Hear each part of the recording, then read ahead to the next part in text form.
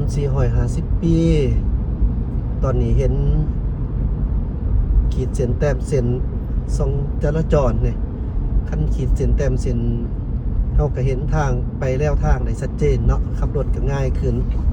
คันไฟหุงแจ้งนี่แห้งดีเนาะพอแห้งคักจังบ่เสี่ยงต่อการเกิดอุบัติเหตุตอนนึงนี่ก็ขี้ดินทั้งข้างทางนี่โอ้ตอนนั้นเนาะหลายแต่ว่าที่นี่เห็นเลยแบบนี้ก็คักแท้เนาะซุบเซย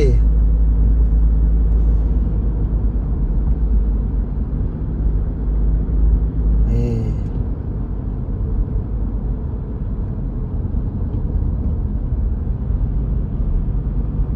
ทางชัดเจนแบบนี้ละคักเขาสังเกตเห็นว่าเส้นทางที่จะเป็นแบบแยกนะสี่แยกบ่จังซี่เขาก็จะเห็นดอกไฟแต่ว่าเป็นดอกไฟแสงไฟจากโซลาร์เซลล์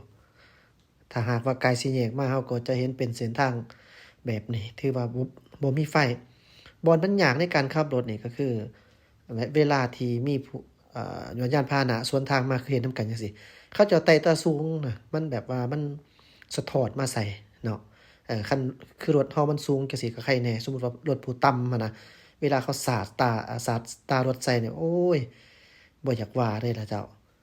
เสี่ยงต่อการเกิดอุบัติเหตุได้เนาะเพราะมันมืดบางคนนี่ก็โอ้ยขับรถนี่ก็เอาแต่ตัวเองหลายแท้ๆนะไต่ตาสูงตลอดอยู่ก็บ่เบิ่งเนาะคันว่าบ่อนใดที่เป็นตาไต้เฮาก็จังค่อยไต้เนาะตาสูงคันเป็นแบบซุมซนจังซี่มันก็มีแสงเวลาอยู่เฮาก็ควรบ่ไต่ซะตาสูงหั่นมันเสี่ยงได้ต่อการเกิดอุบัติเหตุบ่แม่นง่ายเด้เนาะบาดไต้แน่บาดบ่ไต้แน่หั่นล่ะเนาะจังซี่นี่นะตามที่เฮาเห็นมาเนี่ยโอ้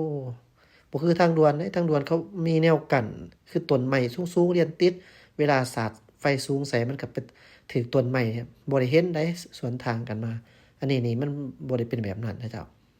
นี่เนาะก็คือจุดสี่แยกไฟแดงบอน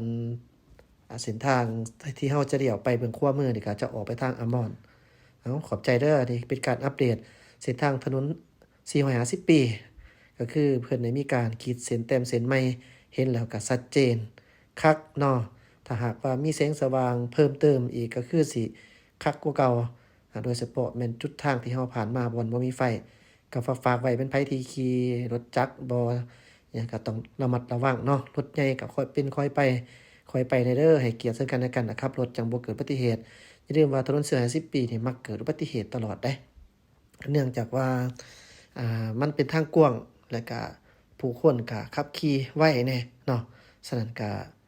ฝากไว้เจ้าเพื่อเฮาไปฮอดไปถึงขอบใจที่ตามรับชม